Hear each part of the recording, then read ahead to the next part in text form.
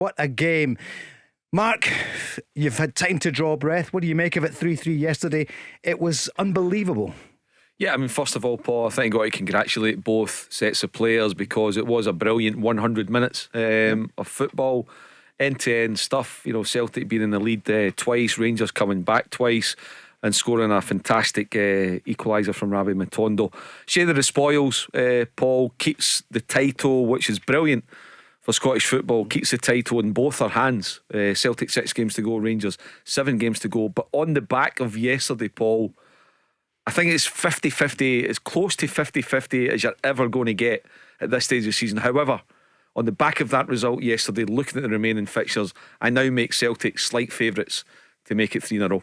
Barry, midday yesterday, you probably had hardly taken your seat when Maida scores. It was a crazy start. Yeah, you're spot on. I actually just took my seat, and obviously the goal went in. A horrendous goal to lose, Paul, no doubt about it. Tavernier's got to deal with it better. You obviously know who's behind you.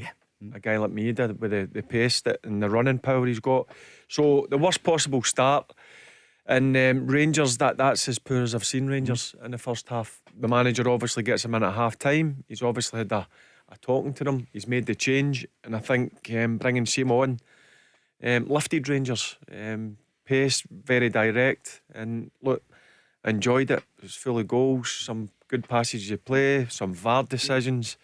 But yeah, listen, I agree with Mark. Well, no, in terms of Celtic, I think it's 50-50 now.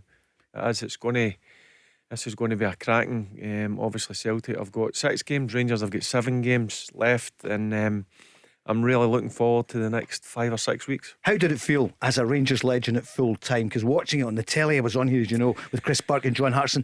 Did it feel like a Rangers victory? Because at the end of the day, Celtic haven't lost again. But how did it feel for you yesterday afternoon? Well, at half time I was concerned, Paul, with the performance that Rangers put in the first 45 minutes. I mean, I was saying to a few of the guys, it's going to be a big 10 minutes for the manager. He had to make the change, certainly with Sima, and I'm sure there was a few choice words, because the performance, they looked really nervy to me, Rangers, and I've not seen that in their play. Obviously it rattled them with obviously conceding the goal after 21 seconds, but look, I was concerned, but listen, the manager done his job. He made the changes. He's obviously had a few choice words to say, and listen, the Rangers team in the second half certainly showed a very good response, showed a bit of spirit and a bit of fight, and this is what this new Rangers manager has brought to this club. Matt Riley, coolest man in the stadium, Mark. You've got 50,000 Rangers fans. You're coming up. Celtic's record of penalties have not been great this season, but he was the coolest man in the pitch when he scored. Yeah, I mean, it takes a lot, Paul, to go and have a wee dink like that, as you say, inside Ibrox with 50,000 Rangers fans, one up. You know, you probably think at that moment, if you're Matt O'Reilly, if I score this, the 3 points are in the bag, and he did, and against a top quality goalkeeper such as Jack Butland. So to go and do that, tremendous confidence. It's one of the ones you leave yourself wide open, because if it doesn't work, then you know you as well getting hooked there and then, you know, taking off, because your confidence would be so low. But credit to him, it was a belter.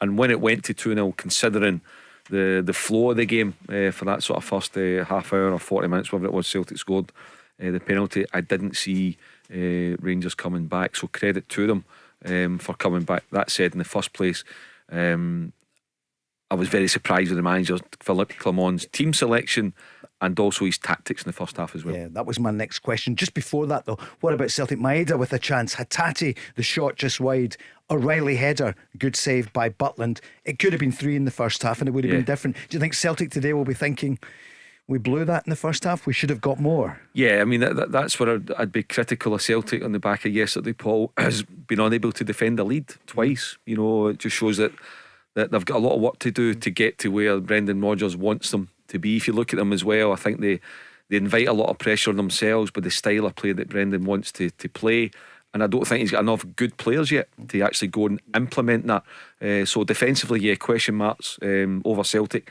as a unit. And that's something that needs to be looked at. But in terms of the way they played in the first half, they were exceptional.